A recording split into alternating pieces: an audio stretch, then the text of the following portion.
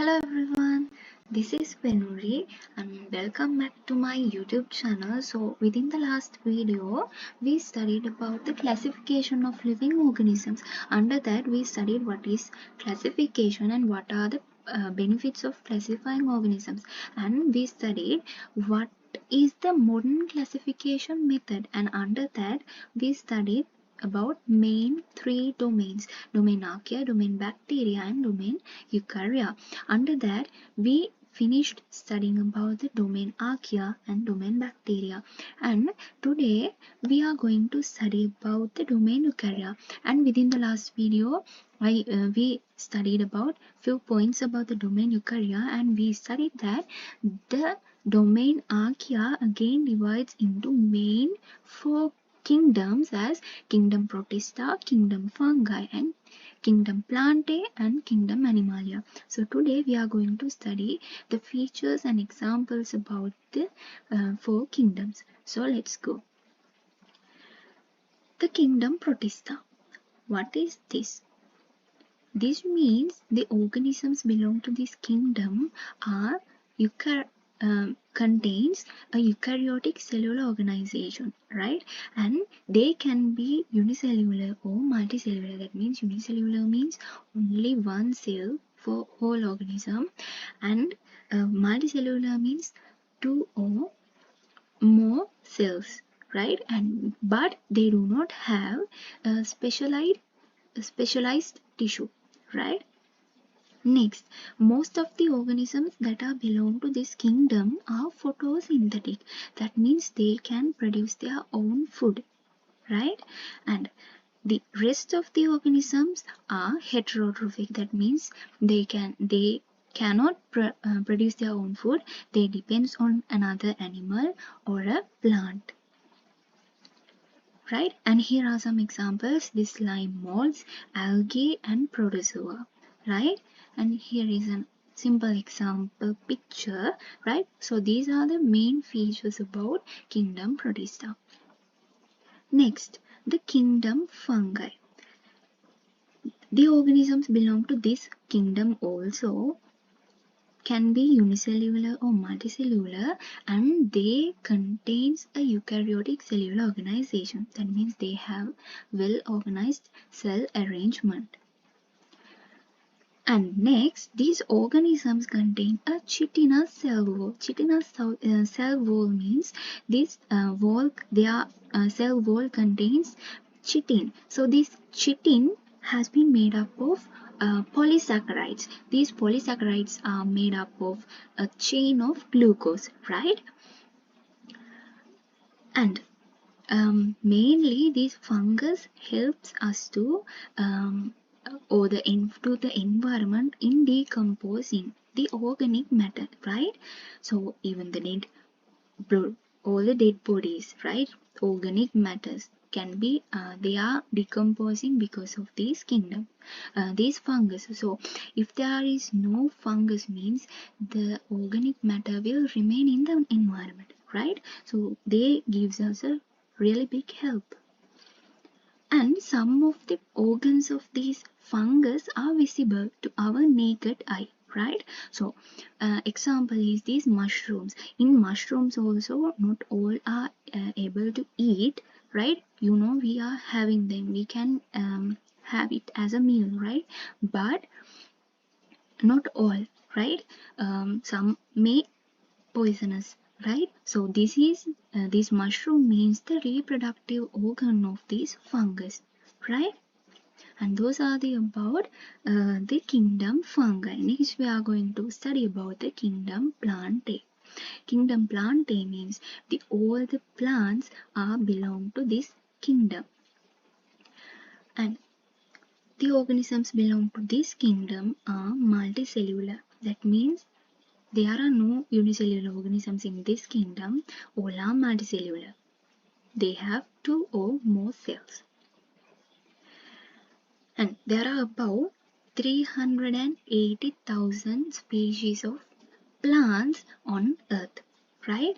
And out of that also, a part of these plants also again we divide into two groups, right? Later we are studying.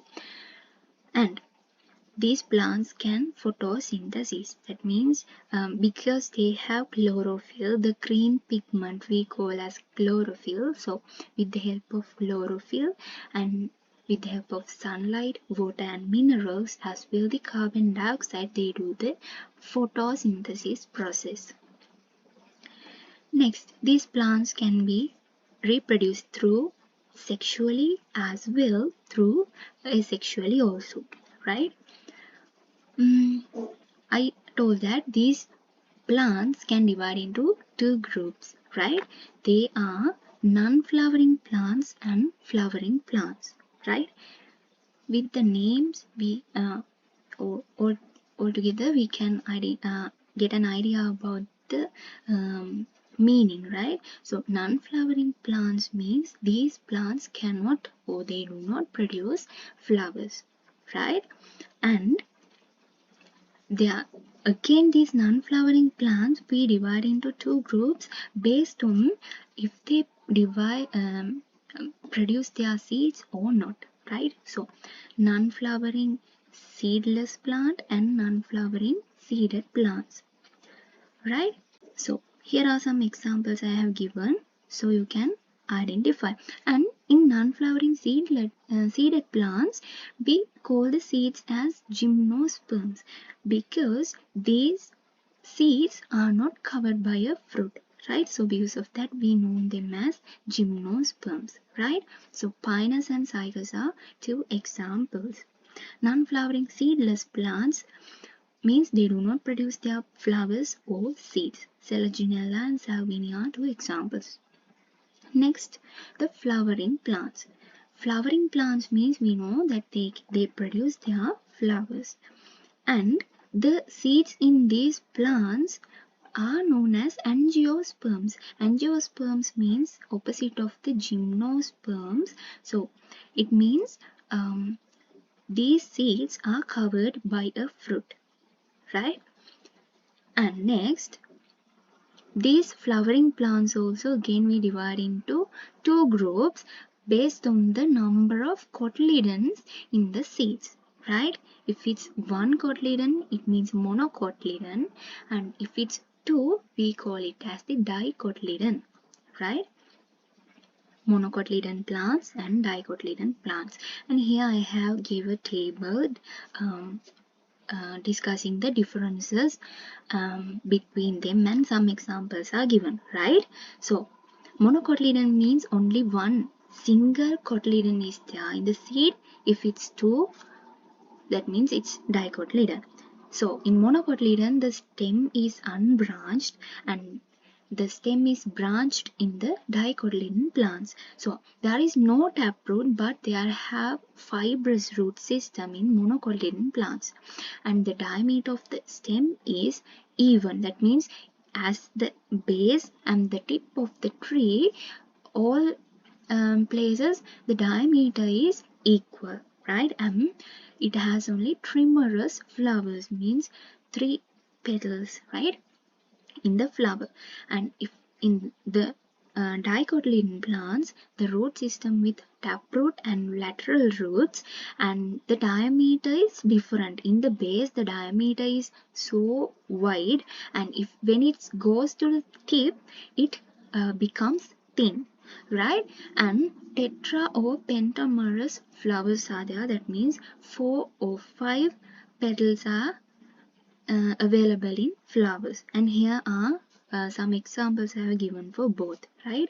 And here two pictures are there for monocotyledon and dicotyledon plants, right? Next, we are going to study about the kingdom Animalia. It's little bit longer, but let's try it. And this is the kingdom with animals. All the animals are belong to this kingdom, right? And nearly 1.5 million species are belong to this kingdom.